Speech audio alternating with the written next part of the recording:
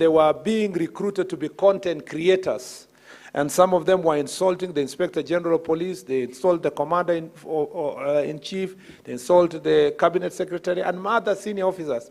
That is unheard of. The training you receive here is not for you to get out there and go and play those political gimmicks and games. And it's very sad because some of them were lured to perform those acts of content creation for purpose of political activism. But when the chips were down, when the problems now faced them, they were left out there to suffer on their own.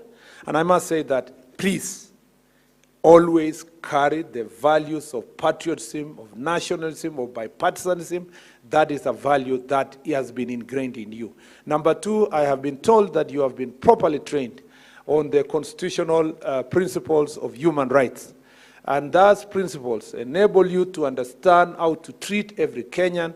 You become courteous to those Kenyans. You become firm when it comes to security. You become firm when it comes to dealing with criminals. When you become firm when it comes to protecting your nation against those that want to harm your nation.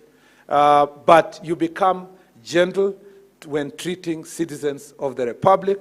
You become gentle when you are dealing with our citizens, because you understand that those people have, Kenyans have also their rights that have been trained, you have been trained to deal with. Because of the challenge I used to lay the foundation of dealing with the criminals, dealing with this criminal enterprise that is being run by politicians for selfish interest. You know, and it's very sad because somebody who just 2 days ago was in government, tomorrow is out there, it looks like a different animal. Once he gets to government, he speaks a different language. That's why the guarantee of safety of the country is yourself, because you must remain steadfast, looking at values and the principles that have been ingrained in you.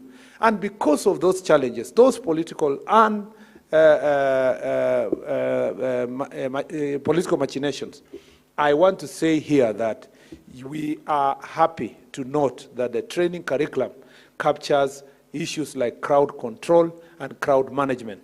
At the moment, that has become among the top security challenges in our country, because people are taking advantage of the challenges that young people have.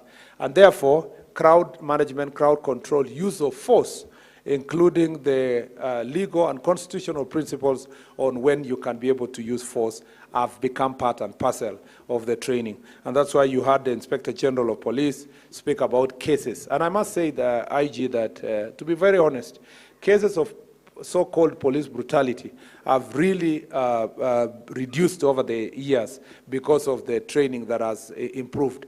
And so in some cases, when we get a few cases in there, here and there, where police officers and police station are accused of brutality, or in cases of protests like the one in Ishara yesterday in Embu, where there is a loss of life, I am happy that always the National Police Service and the Independent Police Oversight Authority have always taken a very firm stand. And I want to thank you, IG, for picking that issue and ensuring that the top investigators have been sent to Embu to make sure that they investigate that matter, and to ensure that our police officers who may have erred or may have violated the law are also brought to justice. But in the same breath, Inspector General of Police, when we see cases like we saw in Kikuyu and we saw in other parts of Kenya, including Kitale, where also civilians are hurting people, hurting properties, fighting others, please take the same effort to make sure that to protect the National Police Service and to protect the police officers, civilians who are causing harm to the police and to the nation must also be dealt ruthlessly to make sure that they face the full force of the law.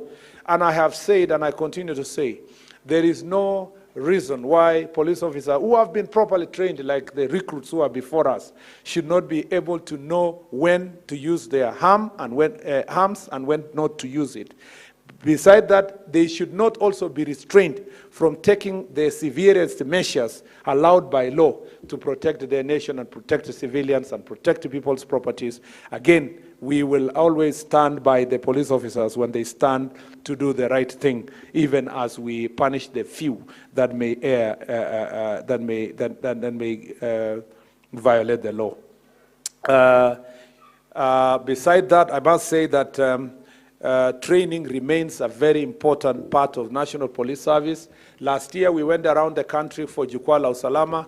We gave your colleagues who are now already ahead of you an opportunity to speak about the issues that have been developed